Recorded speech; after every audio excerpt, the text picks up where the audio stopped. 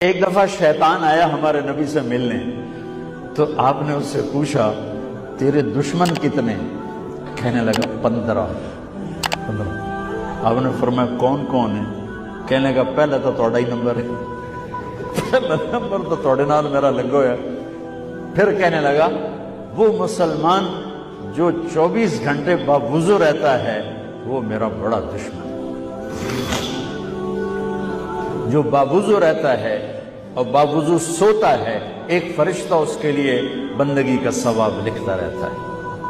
خیر، واپس آتا ہوں۔ میرے نبی نے فرمایا 4 باتیں لے لو اور دنیا بھی تمہاری آخر، ساری PIA زندہ ہو جائے گی، ساری اکانومی زندہ ہو جائے گی، ساری معیشت زندہ ہو جائے گی۔ 5 بھی نہیں، ایک انگلی بھی آپ نے نیچے کر دی، کہ یہ بس اتنی لے لو۔ حفظ امانت، صدق حدیث، حسن خلیقت، عفت فی تہمت۔ کیا خوبصورت! ساری زندگی کسی کو دھوکہ نہ دینا، دیانت داری۔ میرے ملک کے ادارے کیوں ڈوب گئے؟ دیانت نکل گئی، کھوٹ آ گئی، دھوکہ آ گیا۔ میرے نبی نے کہا حفظ امانت، کبھی امانت میں خیانت نہ کرنا۔ صدق حدیث، کبھی جھوٹ نہ بولنا، ہمیشہ سچ بولنا۔ میرے نبی نے فرمایا میرا امتی ہر گناہ کر سکتا ہے، 2 نہیں کر سکتا، ایک جھوٹ کبھی نہیں بولے گا، ایک دھوکہ کبھی نہیں دے گا۔ میرے نبی کی 2 صفتیں ہائی لائٹ ہوئیں، صادق اور بولو کیا ہیں؟ کوئی اور بھی تو ہو سکتی تھی، جس سے مشہور کیا۔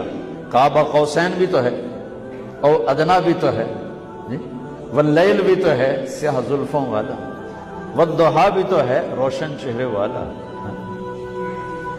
کس سے مشہور کیا؟ صادق امین۔ اگر آپ مجھ سے سوال کرو، میں ممبر رسول پہ بیٹھا ہوں کہ مولانا صاحب سارے دین کو 2 لفظوں میں بتاؤ، ساری شریعت کو، تو میرے پاس 2 لفظ ہیں، سچائی اور امانت داری۔ آپ مجھ سے سوال کرو مولانا صاحب ساری دنیا کے کفر کو بتاؤ، تو میرے پاس 2 لفظ ہیں، جھوٹ اور دھوکے بازی۔ جھوٹ اور خیانت، پوری دنیا کا کفر ان کے اندر چھپا ہوا ہے، سچائی اور دیانتداری، پوری دنیا کا اسلام اس کے اندر چھپا ہوا ہے۔ دیانت اور سچائی یہ بیج کی طرح ہے، اور پورا اسلام پھر باغ بن کے پھلتا پھولتا ہے۔ جھوٹ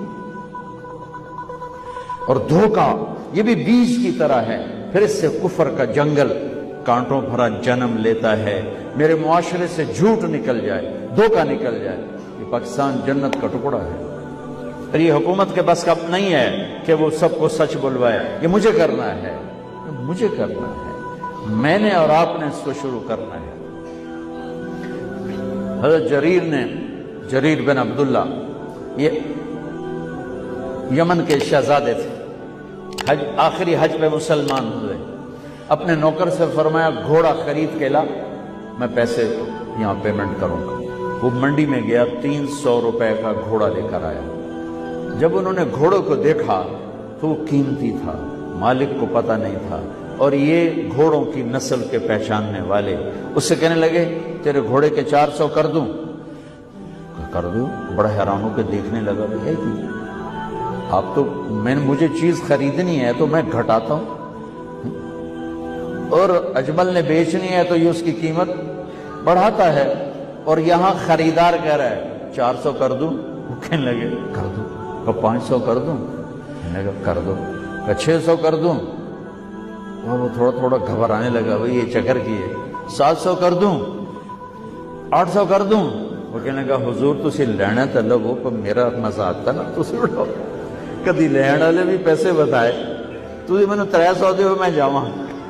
کہنے لگا اس کو 800 دے دو اور گھوڑا باندھ دو۔ وہ حیران خوشی سے چھلانگے مارتا ہوا گیا۔ تو جب وہ چلا گیا تو نوکر نے پوچھا میں جب 300 میں سودا کر کے آیا تھا تو 500 کس خوشی میں بڑھائے؟ فرمایا میرے بھائی اس کے گھوڑے کی قیمت 800 تھی، 300 نہیں تھی، اور میں نے نبی کے ہاتھوں میں ہاتھ دے کے یہ وعدہ کیا تھا زندگی بھر کسی کو دھوکہ نہیں دوں گا، سب کی خیر خواہی شامل۔ تو بھائیو میرے اداروں میں کس ٹیلنٹ کی کمی نہیں، صلاحیتوں کی کمی نہیں، دیانت کی کمی ہے، قوت عمل کی کمی نہیں، سچائی کی۔ اللہ نے سارے نبیوں میں سب سے اعلیٰ، سب سے افضل، سب سے برتر، سب سے خوبصورت جناب رسول اللہ صلی اللہ تعالی علیہ وسلم کی ہستی کو پیدا فرمایا، اور سارے عالم کے انسانوں کے لیے نبی کا اعلان فرمایا کہ قل یا ایھا الناس انی رسول اللہ الیکم جمیعا، اب میں تم ساری دنیا کا رسول بن کے آیا ہوں۔ آپ کا ظاہر بھی اتنا خوبصورت اور آپ کی زندگی بھی خوبصورت۔ میں آپ کو اللہ کے نبی کا حلیہ بتاتا ہوں۔ آپ تشریف لے جا رہے ہیں مکہ چھوڑ کے مدینہ، راستے میں بھوک لگی، رابغ ایک خیمہ دیکھا، وہاں ایک بوڑھی عورت بیٹھی۔ آپ نے ان سے کہا ماں جی کچھ کھانے کو ملے گا، پیسے دیں گے؟ اس نے کہا بیٹا بارش نہیں ہوئی، کچھ بھی نہیں ہے، قحط ہے، کھانے کو بھی نہیں ہے، پینے کو بھی نہیں ہے۔ تو ایک بکری کھڑی تھی، بالکل کمزور، اس کے جسم پر صرف کھال تھی۔ آپ نے کہا اس بکری کا دودھ نکال لوں؟ وہ کہنے لگی دیکھ تو رہے ہو اس کے جسم پر تو سوائے کھال کے اور ہے کچھ نہیں، کہاں سے نکالو گے؟ کہا مجھے اجازت دو۔ اب چونکہ ایک عجیب سا واقعہ ہو رہا ہے کہ ایک ایسی بکری سے دودھ نکالنے کی بات ہو رہی ہے جو چل بھی نہیں سکتی، تو بڑھی آپ کو ایسے غور سے دیکھنے لگی کہ یہ کون ہے، یہ کون ہے جو اس مری ہوئی بکری سے دودھ نکالنا چاہتا ہے؟ تو غور سے دیکھ رہی، تو آپ آنکھوں میں سما گئے۔ پھر اس نے اس کو بیان کیا۔ آپ نے اس بکری کے تھنوں کو پکڑا تو لٹک کے نیچے آ گئے، دودھ سے بھر گئے۔ تو اپنے بڑے برتن میں دودھ نکالا، اپنے تینوں ساتھیوں کو پلایا، خود بھی پیا، پھر دوبارہ دودھ نکال کے برتن پورا بھر کے اس بڑھیا کو دے دیا، اور آپ چلے گئے۔ شام کو اس کا خامد آیا، ابو معبد، انہیں کہا ام معبد یہ دودھ کہاں سے؟ کہا اس بکری کی۔ کہا پاگل ہے، یہ تو چل نہیں سکتی، اس کا دودھ کہاں سے آ گیا؟ کہا ایک نوجوان آیا تھا، اس کے ہاتھوں میں کوئی تاثیر تھی، جادو تھا، جس سے یہ دودھ نکلا ہے۔ وہ کہنے لگا ان عتیلی، بتاؤ وہ کیسا تھا؟ شاید آپ نے کبھی سنا نہ ہو اپنے نبی کا حلیہ، میں بتانا چاہتا ہوں ہمارے نبی کیسے تھے۔ رأیت رجلا ظاہر الوضاء ابلج الوجه حسن الخلق لم تعبه ثجلة ولم تجرب به سعلة وصيم قصيم في عينيه دعج في أشفاره وطف في صوته سحل في لحيته كثافة في عنقه ستع أكحل أحور أزج أقرن إن صمت فعليه الوقار وإن تكلم فسماه وعلاه البهاء أجمله وأبهاه من بعيد وأحسنه وأحلاه من قريب كأن منطقه خرزات نذب يتحدرن فصل لا هزر ولا نزر سبحان الله لم تقتحم عين من قصر ولا تشنه من طول ربعة انظر الثلاثة غصن بين غصنين۔ کیا اماں الفاظ بول گئی، آج تک عالم تھک گئے ترجمہ کرتے ہوئے۔ کہنے لگی میں تمہیں کیا بتاؤں، میں نے ایک شخص دیکھا، مجھے لگا جیسے 14ویں کا چاند ہی کپڑے پہن کے زمین پہ آ گیا۔ ظاہر الوضاء ابلج الوجه، چمکتا چہرہ۔ میں پورا آپ کو ایک اور حدیث بھی ساتھ جمع کر لیتا ہوں۔ عظیم الہامہ، خوبصورت سر، بڑا، شدید و سواد الشعر، سیاہ کالے بال، عظیم الہامہ، سر خوبصورت گولائی میں، واسع الجبین، کھلا ماتھا، ازہر اللون، کلیوں جیسا خوبصورت رنگ چمکتا ہوا. پھول میں چمک تھوڑی ہو جاتی، کلی میں زیادہ ہوتی. کلیوں جیسا رنگ چمکتا ہوا. ازج الحواجب، یہ بڑے خوبصورت گول. وہ آج کل کیسے یہ پر پینسلیں لگا لگا لگا کے بیچاریاں یہاں تک لے جاتی ہیں. وہ پھر پینسل کا رنگ اتر جاتا ہے، پھر اندر سے وہی عجیب و غریب نظر آنے لگتا ہے. تو میرے نبی کی اللہ نے ایسے خود بنا دی، ایسے پورے چلتی ہوئی یہاں تک آتی تھی. من غیر قرن، یہاں بال نہیں تھے، یہاں یہ جگہ خالی تھی. جن کے ہوتے ہیں وہ بیچاری یہاں سے نکال نکال نکال ہائے ہائے بھی کرتے ہیں اور نکالتے بھی ہیں. من غیر قرن، یہاں بال نہیں تھے. بینہما عرق یدرہ الغضب، یہاں ایک وین تھی. وین، جب آپ کو غصہ آتا تھا تو آپ غصے کو برداشت کرتے تھے، نکالتے نہیں تھے، برداشت کرتے. تو وہ یہاں ایسے ایسے ایسے ایسے ایسے ایسے حرکت کرنا شروع کر دیتی تھی. تو اس سے پتہ چلتا تھا کہ اللہ کے نبی غصے میں بیٹھے ہوئے ہیں. فی عینیہ دعج، آنکھ بڑی خوبصورت، موٹی، سیاہ، اشکل، لمبی. اہدب، یہ بال بڑے لمبے. اکحل، بغیر سرمے کے سرمہ لگا ہوا. انجل، ابرج، اہدب، احوج، ادعج، اکحل، یہ سب نام میرے نبی کی آنکھوں کے ہیں کہ اللہ نے ایسی خوبصورت آنکھ کائنات میں اور کسی کو نہیں تھی. حسین آنکھ تھی، اس میں باریک سرخ دھاریاں تھیں اور سیاہی سیاہ تھی، سفیدی سفید تھی. جب آپ آنکھ اٹھا کے کسی کو دیکھتے تھے کوئی آپ کی آنکھوں میں آنکھیں نہیں ڈال سکتا، سب ایسے ہو جاتے تھے. اس لیے میرے نبی یوں نہیں دیکھتے تھے، لوگ ایسے دیکھتے تھے. ایسے جل نظرہ الملاحظہ، ایسے جب کبھی آنکھ اٹھتی تھی پھر سب آپ کے سامنے یوں ہو جاتے تھے، کوئی آپ کے چہرے پہ نظر نہیں ڈال سکتا تھا. فی اشفارہ وطف، خوبصورت خوبصورت بال. اخن العرنین، ناک تھوڑا سا یہاں سے اٹھا ہوا، یہاں سے باریک. لہو نور یعلوہ، یہاں نور نظر آتا تھا ایسے چمکتا ہوا چمکتا ہوا. ضلیع الفم، ہونٹ بڑے خوبصورت، کھلے ہوئے کھلے ہوئے اور چوڑے منہ کے ساتھ. اشنب براق الثنایا مفلج الاسنان، دانت ایسے گودائی میں خوبصورت چمکتے ہوئے. جب کبھی آپ مسکراتے آپ کے دانتوں کا نور دیواروں پہ پڑتا ہوا نظر آیا کرتا تھا. ایسے حسین دانت تھے ہمارے نبی کے کہ دانتوں سے نور نکل کے دیواروں پہ پڑتا ہوا نظر آتا تھا. یہ چار دانتوں میں تھوڑا فاصلہ تھا، باریک سا فاصلہ تھا، اس میں سے ایسے روشنیاں نکلتی تھیں آپ کی مسکراہٹ کے دوران. سہل الخدین، یہ گال آپ کے نہ ایسے نیچے کہ کمزور ہوں، نہ ایسے ابھرے ہوئے کہ برے نظر آئیں. کث اللحیہ، داڑھی بڑی خوبصورت گھنی نیم گھنگریالے، اور داڑھی میں سر میں 14 سفید بال تھے اور ایک روایت میں 20 سفید بال تھے. اور کأن عنقہ جید دمیہ، اور آپ کی یہ گردن مبارک سراہی کی طرح لمبی اور خوبصورت گولائی میں، جیسے کسی نے گھڑ کے آپ کی گردن کو بنایا ہوا ہو.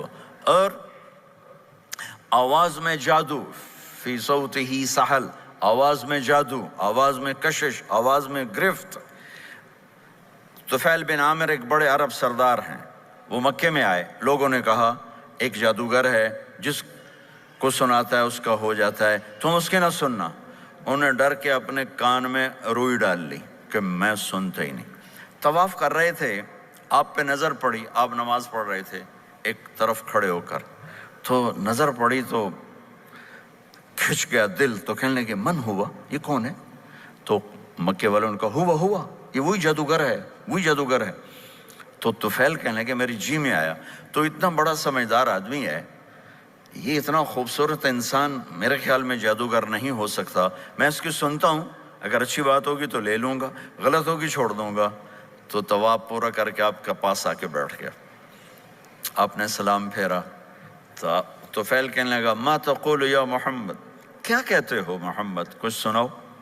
تو آپ نے چند جملے بولے، ان الحمد للہ احمدہ واستعینہ واؤمن بہ واتوکل علیہ من یہدہ اللہ فلا مضل لہ ومن یضللہ فلا ہادی لہ. تو وہ تڑپ گئے. میرے آپ کے لیے کوئی کشش نہیں ان کلمات میں ترجمہ بھی کر دوں تو کوئی کشش نہیں، لیکن وہ عرب سمجھنے والے وہ کہنے لگا اعد فقط بلغنا قاموس البحر، ارے ذرا دوبارہ سنانا، تیرے ایک جملے نے 7 سمندر کا پانی پی لیا ہے۔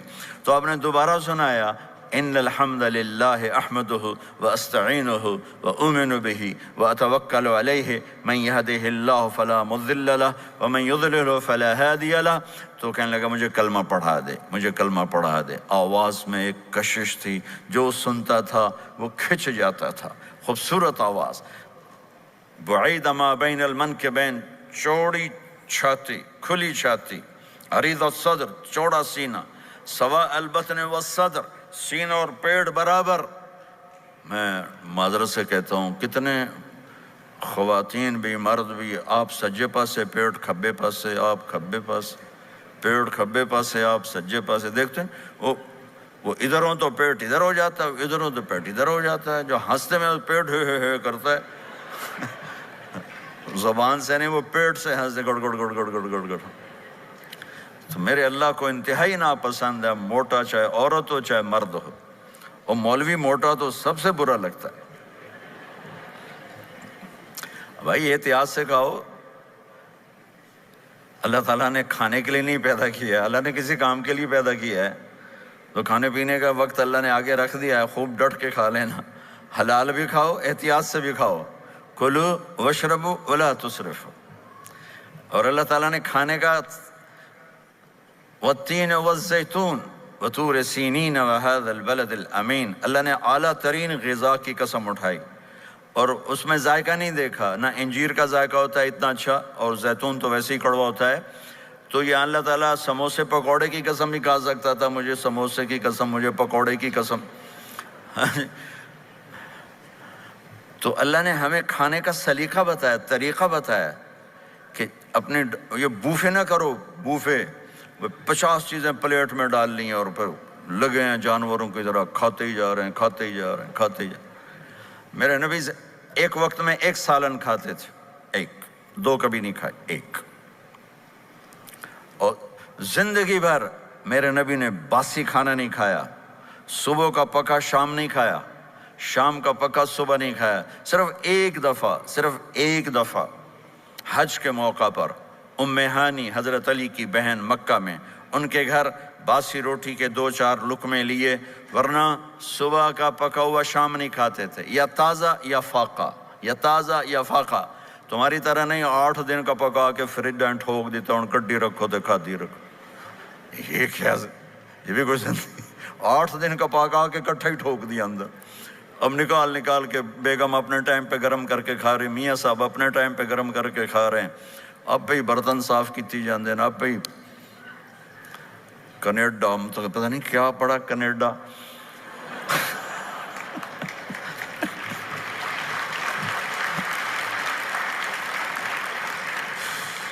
میں انگلینڈ گیا تو میرے بڑے اچھے دوست ہیں، وہ کہنے کہ مولانا میں نئی گاڑی لایا ہوں، آپ کو اس میں بٹھانا ہے۔ کہ اچھا کتنے کی؟ کہنے کا 2.5 لاکھ پاؤنڈ کی ہے، 2.5 لاکھ پاؤنڈ کی۔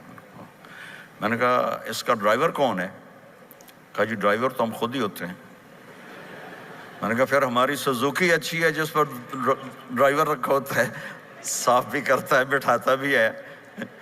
تم اچھے 2.5 لاکھ پاؤنڈ کی گاڑی لی ہے، ٹائر بھی خود دھو رہے ہو اور اس کے میٹ بھی خود صاف کر رہے ہو نکال کے، ابھی بیگم نے برتن بھی تم سے صاف کروانے ہیں، وہ الگ سے کام ہے۔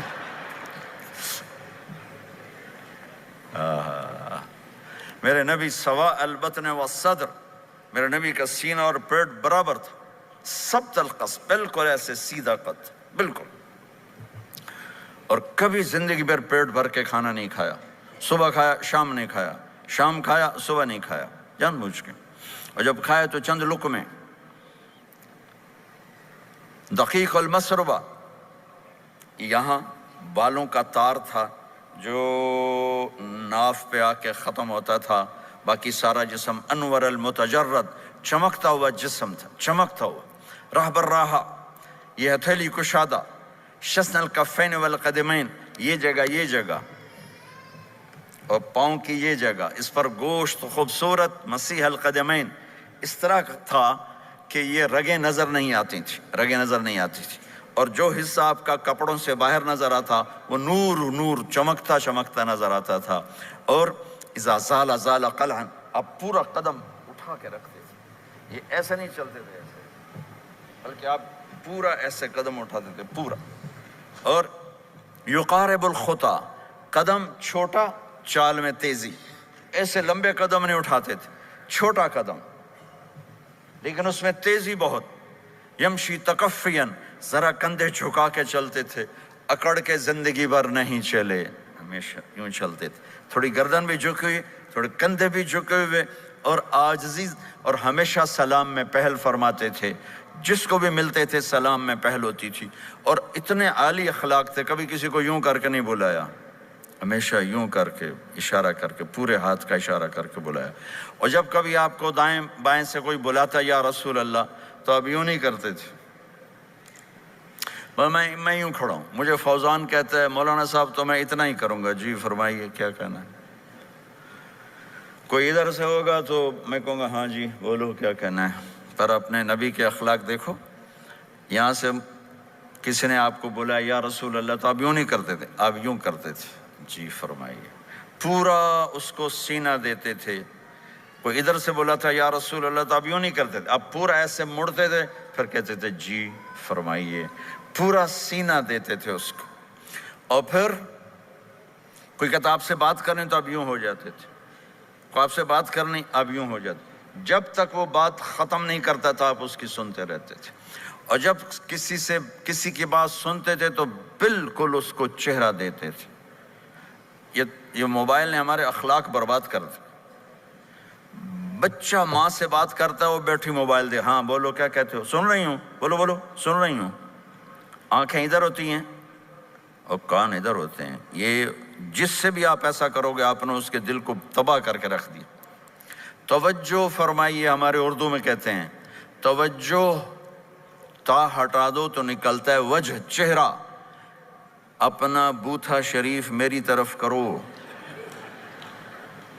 مجھے عزت دو، میری آنکھوں میں آنکھیں ڈال کے بات کرو. آپ کو صحیح سچا واقعہ سناؤں. ہمارے فیصل آباد میں ایک خاتون اسکول ٹیچر تھیں، تو وہ پیپر چیک کر رہی تھی تو رونے لگیں مارکنگ کرتے ہوئے. تو ان کے ہسبینڈ نے پوچھا کیوں روئی ہو، تو اس نے ایک پیپر نکال کے دے دیا، کہا اس کو پڑھو. تو اس میں ایک سوال تھا کہ بچوں سے کہ آپ کیا بننا چاہتے ہیں. تو بچے نے لکھا تھا میں اسمارٹ فون بننا چاہتا ہوں، کہ میں دیکھتا ہوں کہ میری ماں اور میرے جو فادر ہیں وہ مجھے اتنا توجہ نہیں دیتے جتنا اپنے فون کو توجہ دیتے ہیں. میں ان سے بات بھی کروں تو وہ اپنے فون میں لگے ہوتے ہیں اور اسی میں لگے لگے مجھ سے بات کرتے ہیں. میرا جی چاہتا ہے میں بھی اسمارٹ فون ہوتا. تو ان کے خاوند نے پوچھا تو کیوں روئی ہو، کہ یہ تیرے میرے بیٹے نے لکھا ہے. یہ اوپر تو رول نمبر تھا نا، ان کو تو پتا تھا کس کا رول نمبر ہے، باپ کو نہیں پتا تھا. کہ یہ تیرے میرے بیٹے نے لکھا ہے کہ میں اسمارٹ فون بننا چاہتا ہوں. تو یہ ضرورت کی چیز ہے. لیکن اب آپ تو اپنا کلچر بھول گئے. مراسی بڑی ایک عالی شان قوم ہوتی ہے ہمارے پنجاب میں، تو وہ ہماری پنجابی کی مثال ہے میراسیاں دا پتر جمیا انہیں چوم چوم کے مار چھڑیا. تو یہ سمارٹ فون نے تمہیں ٹوائلٹ میں بھی فارغ نہیں رکھا، ٹوائلٹ میں بھی سودے کر رہے ہوتے ہیں بیٹھے ہوئے. تو ہر چیز کی ایک ترتیب ہے. میرے نبی جب کسی کی سنتے تھے تو پوری طرح متوجہ ہوتے تھے، چھوٹے کو بھی عزت دیتے تھے، بڑے کو بھی عزت دیتے تھے. تو میرے اور اللہ کے درمیان جناب رسول اللہ صلی اللہ تعالی علیہ وسلم کی ہستی، یہ واسطہ ہیں، یہ رابطہ ہیں کہ مجھے اپنی زندگی میں ڈھلنا ہے اس محبوب کے طریقے میں جس سے میرے اللہ نے پسند کیا. فلا وربک، یہ قرآن کی پہلی قسم ہے. والعصر، یہ قرآن کی آخری قسم ہے. فلا وربک لا یؤمنون حتی یحکموک فیما شجر بینہم ثم لا یجدوا فی انفسہم حرجا مما قضیت ویسلموا تسلیما. مجھے قسم ہے میرے محبوب آپ کے رب کی. سبحان اللہ، یہ قرآن کی سب سے خوبصورت قسم ہے اور اظہار محبت میں سب سے عالی شان قسم ہے کہ اللہ تعالیٰ یوں کہہ رہا ہے اے میرے محبوب مجھے آپ کے رب کی قسم. خود ہی قسم اٹھاتا ہے اور انداز ایسا ہے جیسے قسم اٹھانے والا کوئی اور ہے اور رب محمد کوئی اور ہے، یہ اظہار محبت کی آخری شکل ہوتی ہے کہ قسم اٹھانے والا اپنے آپ کو دو بنا دے۔ مجھے آپ کے رب کی قسم، کینیڈا والوں کو بتا دیں جب تک آپ کے طریقوں پر نہیں آئیں گے میں انہیں قبول نہیں کروں گا۔ اللہ کے نبی کو راضی کرنا، ان کے خوشی کو حاصل کرنا۔ ایک صحابی آئے، یا رسول اللہ میرا پڑوسی ہے، اس کی کھجور ایسے ہو کر میرے گھر کے صحن میں اس کے چند آتے ہیں شاخیں، جب پھل لگتا ہے تو وہ گر جاتا ہے تو میرے بچے اٹھاتے ہیں تو ادھر سے دوڑ کے آتا ہے، ان کے منہ سے کھجور نکال لیتا ہے۔ آپ اسے کہیں کہ بچوں پہ اتنی سختی نہ کرے۔ آپ نے اسے بلایا، وہ منافق تھا، آپ نے اسے بلا کر کہا کہ یہ کھجور مجھے دے دو اور اس کے بدلے جنت میں مجھ سے ایک کھجور لے لو۔ وہ کہنے لگا یا رسول اللہ یہ مجھے اور میرے بچوں کو بڑی پسند ہے، کوئی اور ہوتی تو میں دے دیتا۔ اب چپ ہو گئے، وہ چلا گیا۔ ایک صحابی بیٹھے تھے، ابو الدحدہ، یا رسول اللہ میں لے دوں؟ مجھے آپ وعدہ کرتے ہیں، مجھ سے وعدہ کرتے ہیں آپ مجھے جنت میں لے کر دیں گے؟ آپ نے کہا ہاں۔ تو پیچھے پہنچ گئے، کہنے لگے بھائی کھجور کا سودا کرو۔ کہا جاؤ جاؤ، میں نے اللہ کے نبی کو نہیں بیچی، تمہیں کیسے بیچ دوں؟ کہنے لگے جو تیرے منہ میں آتا قیمت مانگو۔ کہنے لگا اپنا باغ مجھے دے دے، کھجور لے لے۔ باغ میں 600 کھجوریں تھیں۔ تو کہنے لگا پکی بات ہے؟ کہاں پکی بات؟ کہ چلو باغ تیرا، کھجور میری۔ انہوں نے کہا ٹھیک، مجھے اور کیا چاہیے؟ 600 کھجوروں کا باغ۔ دوڑے دوڑے آئے، یا رسول اللہ میں نے کھجور خرید لی، آپ اب اس کو دے دیں۔ ہم نے کہا انہیں مجھے تو دینی، تمہیں کیسے دے دی؟ کہا جی میں نے پورا باغ دے دیا اور کھجور اس سے لے لی، 600 کھجوروں کا۔ آپ نے کہا ہمارا پچھلا سودا کینسل، پہلے تھا ایک کھجور لے کر دوں گا، اب تیرا میرا سودا یہ ہے کہ تیرے لیے جنت میں بے شمار باغات بھی مل گئے اور تیرے لیے گھر بھی تیار ہو گئے۔ کم من عزق رداہ ودار فیاہ لأب الداہداہ۔ انہوں نے وہیں سے چھلانگ لگائی اور دوڑے دوڑے باغ گئے، اندر نہیں گئے، باہر سے کھڑے ہو کر کہا ام الدحدہ باہر آ جاؤ، ہم نے یہ باغ اللہ اس کے رسول کو دے دیا۔ یہ میرے عزیزو جہاں بھی رہو محمد مصطفیٰ صلی اللہ علیہ وسلم کی مبارک اور پاکیزہ زندگی کو اپنا ساتھی بنا لو، تو یہ جہان بھی آپ کا ہے، وہ جہان بھی آپ کا ہے۔ کوئی مشکل زندگی نہیں ہے، چند فرائض ہیں، 5 وقت کی نماز ہے، کیا زور لگتا ہے، کتنی دیر لگتی ہے؟ 5 وقت نماز میں کتنی دیر لگتی؟ اور مسافر ہو تو آدھی ہو جاتی۔ روزہ سال کے بعد آتا ہے، آپ کے تو روزے ٹھنڈے ہوتے ہیں، چلو لمبے ہوتے ہیں لیکن ٹھنڈے ہوتے ہیں، ہمارے روزے تو بڑے گرم ہوتے ہیں، وہ بھی سال کے بعد ہے۔ اس میں بیمار ہو جاؤ تو معاف ہے، سفر میں ہو تو معاف ہے، بعد میں رکھ لینا۔ زکوٰۃ وہ مالدار پر ہے، حج مالدار پر ہے، غریب پر نہ زکوٰۃ ہے نہ حج ہے، تو پیچھے صرف ایک نماز رہ جاتی۔ نماز ایک ایسی دولت ہے جس کے بارے میں کوئی گنجائش نہیں ہے کہ اسے ہر حال میں ادا کرو۔ اگر اس میں کوئی گنجائش ہوتی تو مجھے میدان کربلا میں میرے نبی کے نواسے کی جب گردن اڑائی جا رہی تھی اور نماز کا ٹائم ہوا ہے تو آپ نے کوفے والوں سے کہا تھوڑی دیر رک جاؤ مجھے نماز پڑھنے دو، تو انہوں نے کہا ہم نماز پڑھنے کے لیے جنگ نہیں روکیں گے، تو آپ نے فرمایا پھر ہم نماز نہیں چھوڑیں گے۔ آپ نے آدھوں کو لڑائی پہ لگا دیا اور آدھوں کے ساتھ مل کر آپ نے نماز ادا فرمائی، پھر ان کو لڑائی پہ لگا دیا اور پہلوں کو کہا نماز پڑھنے کو، اور عصر سے پہلے سب کے سر کٹ کے نیزوں پہ چڑھ گئے۔ تو ایک نماز ایسی چیز ہے، بہت بڑا مجمع اہل ایمان کو، نوجوان بھی ہیں، بچے بھی ہیں، بچیاں بھی ہیں، خواتین بھی ہیں، حضرات بھی ہیں۔ میرے نبی کی زندگی میں نماز، میرے نبی جب دنیا میں تشریف لائے اور لیڈی ڈاکٹر ہی کہہ لو، دائی شفا بنت اسد، انہوں نے آپ کو ماں کے پہلو میں لٹایا تو آپ نے ایک دم ایسے کروٹ بدلی اور سجدے میں چلے گئے، ایسے لمبا سجدہ کیا، پھر اس کے بعد سر اٹھا کے یوں کیا اور اس ہاتھ کا سہارا لے کر اس ہاتھ کو یوں اٹھایا اور ایسے انگلی کو کیا تو ایک پورے عالم میں نور ہی نور پھیل گیا اور آپ گرے، اور پھر اس بچہ جیسے ہوتا ہے ویسے آتے ہی اعلان کیا کہ میں سجدے لے کر آ رہا ہوں۔ اور جب آپ دنیا سے جا رہے تو آپ نے کہا نماز نماز نماز نماز نماز نہ چھوڑنا۔ عبادات میں ایک نماز ایسی ہے جس میں گنجائش نہیں، اور اس کے بعد دوسری زندگی میں چند چیزیں ہیں، چند چیزیں، ان سب کا خلاصہ کروں تو 4 چیزیں ہیں، سب کا خلاصہ کروں تو 4 باتیں، وہ بھی حدیث پاک میں ہے۔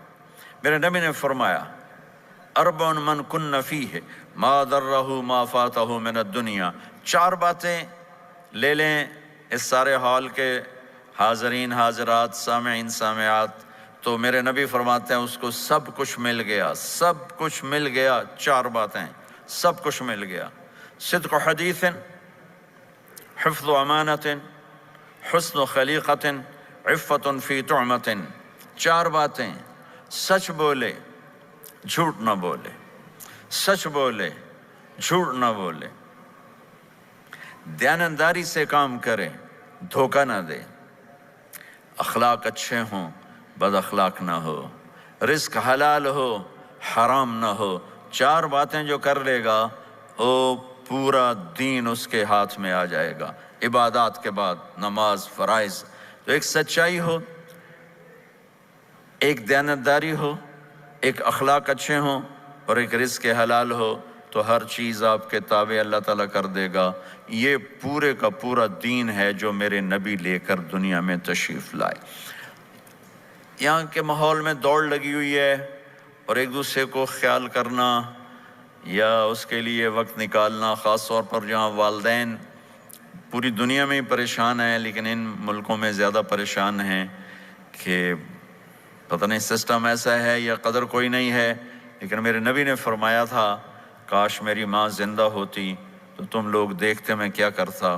میں عشاء کی نماز کے مصلی پہ کھڑا ہوتا، سورۃ فاتحہ پڑھ رہا ہوتا، اور ادھر سے میری ماں مجھے پکارتی محمد، تو میں ماں کے لیے نماز توڑ دیتا۔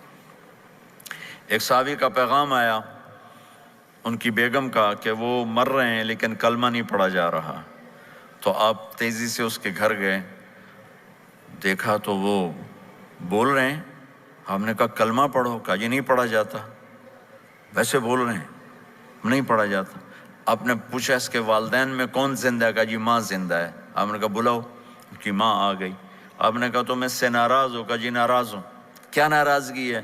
کہ یا رسول اللہ بدتمیزی سے بولتا تھا، بس اور کوئی ناراضگی نہیں، بہت نیک بچہ ہے، تہجد بھی پڑھتا ہے، روزے بھی رکھتا ہے، قرآن بھی پڑھتا ہے، مجھ سے بولتا ہے تو سخت ہو کے بولتا، ریش ہو کے بولتا۔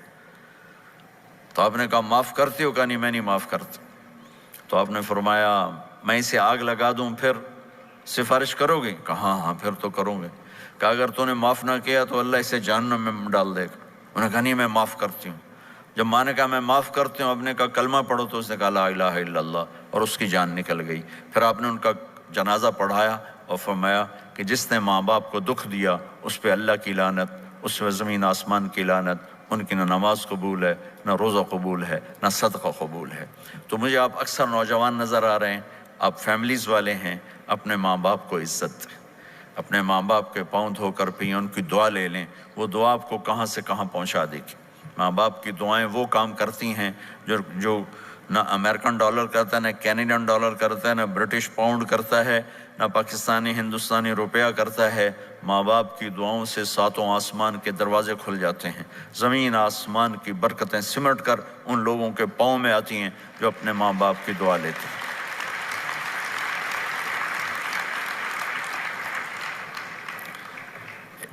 ایک دفعہ موسیٰ علیہ السلام نے کہا یا اللہ میرا جنت کا ساتھی کون ہے؟ تو اللہ تعالیٰ نے فرمایا کہ وہ جو فلاں آدمی گوشت بیچنے والا، اس کو ہم قصاب کہتے ہیں، قصائی، یہ کوئی اتنا بڑا معزز پیشہ نہیں ہوتا۔ تو موسیٰ علیہ السلام بڑے حیران ہوئے کہ میرا ساتھی گوشت بیچنے والا، تو اس کو دیکھنے چلے گئے۔ دیکھا تو ایک عام آدمی جیسے گوشت بیچ رہا ہے، ایسے ہی سارے بازار میں بیٹھا ہوا، دوسرے بھی بیٹھے ہوئے۔ جب شام ہوئی اس نے تھیلے میں گوشت کا ٹکڑا ڈالا اور گھر گیا، تو موسیٰ علیہ السلام بھی ساتھ گئے۔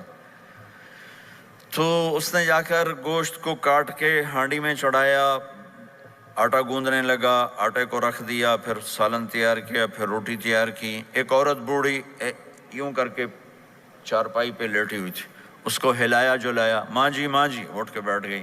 تو اس کو ہاتھ کا سہارا دے کے کھانا کھلایا، اپنے ہاتھوں سے کھلایا۔ کھلاتا رہا. جب اس نے کہا بس تو اس نے اس کا منہ صاف کیا, کلی کرائی. جب وہ لیٹنے لگی تو کچھ بولی, تو موسیٰ علیہ السلام دور کھڑے تھے, سمجھے نہیں کہ یہ کیا بول رہی. تو موسیٰ علیہ السلام نے پوچھا یہ کیا کہہ رہی تھی؟ وہ کہنے لگا حضور کیا بتاؤں کیا کہہ رہی تھی, جب بھی اس کی خدمت کرتا ہوں تو یہ مجھے دعا دیتی ہے کہ اللہ تجھے جنت میں موسیٰ کا ساتھی بنائے. تو میں تو غریب کسائی ہوں, موسیٰ تو بہت بڑا نبی ہے. تو موسیٰ علیہ السلام نے فرمایا تیری ماں نے تیرا کام کر دیا ہے, تیری ماں نے تیرا کام کر دیا ہے. میرے عزیزو, ممکن ہے ماں باپ کی خدمت کرنا, دعا لینا تمہیں یہاں مشکل نظر آئے, لیکن اللہ کی قسم اسی میں آپ کی دنیا چھپی ہوئی ہے, اسی میں آپ کی آخرت چھپی ہوئی ہے. اپنے ماں باپ کی دعا لو, اپنے ماں باپ کی دعا لو, اپنے ماں باپ کی دعا لو.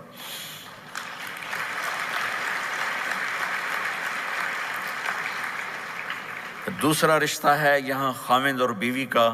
پورے ویسٹ میں طلاقیں بہت زیادہ ہو گئی ہیں, بہت زیادہ طلاق کی ریشو بڑھ گئی ہے.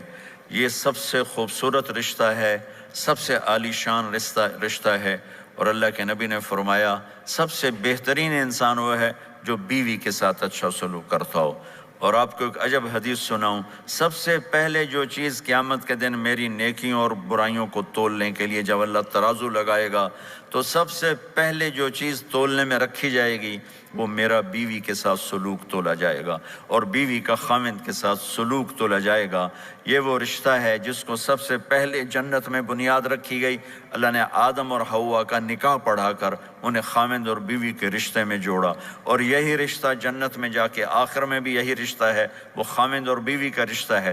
میرے نبی نے 11 شادیاں کی, اللہ کی قسم صرف ہمیں زندگی سمجھانے کے لیے کی کہ گھر میں زندگی کیسے گزاری جاتی ہے. نماز کے لیے ایک لوٹا پانی چاہیے, 10 منٹ چاہیے, لیکن گھر میں اچھے اخلاق کے لیے بہت بڑا ظرف چاہیے. بیوی کے اخلاق ہوں خاوند کے لیے, خاوند کے اخلاق ہوں بیوی کے لیے. یہ اتنا خوبصورت رشتہ ہے, اتنا بنیادی رشتہ ہے کہ تمام رشتے اس کے سامنے چھوٹے پڑ جاتے ہیں. ہمارا عام طور پہ جوائنٹ فیملی سسٹم ہے, ہم اپنے اس رشتے کو بچائیں باقی رشتوں کی زیادتی سے. والدین سختی کریں تو اپنی بیوی کو بچاؤ, بیوی سختی کرے تو اپنے والدین کو بچاؤ. بیچ میں تم ایک ترازو کا کام کرو. ہم اپنے گھر کو خوبصورت بنانا چاہتے ہیں تو جو ڈالر سے نہیں خوبصورت ہوگا, یہ آپ کے اخلاق سے خوبصورت ہوگا. ایک میٹھا بول وہ بیوی کے دل کو خرید لیتا ہے, ایک میٹھا بول وہ خاوند کے دل کو خرید لیتا ہے. ایسی اولاد کے ساتھ بھی وہ شدت اور سختی نہ ہو بلکہ نرمی کا معاملہ ہو, پیار محبت کا معاملہ ہو. میرے نبی نے حسن حسین کے ساتھ 7 سال گزارے, آپ نے ایک نصیحت نہیں کی, ان کے ساتھ کھیلتے تھے, ان کو ٹائم دیتے تھے. اس طرح صفات منتقل ہوتی چلی گئیں. یہ چند چیزیں ہیں, ان کو کرتے کرتے دنیا سے چلے گئے تو دنیا بھی آپ کی ہے اور آخرت بھی آپ کی ہے. اور میں اپنی بات ختم کرنے سے پہلے اگر کسی سے لڑے ہوئے ہو تو صلح کر لینا اٹھ کے, اگر کسی سے بات چیت بند ہے تو صلح کر لینا.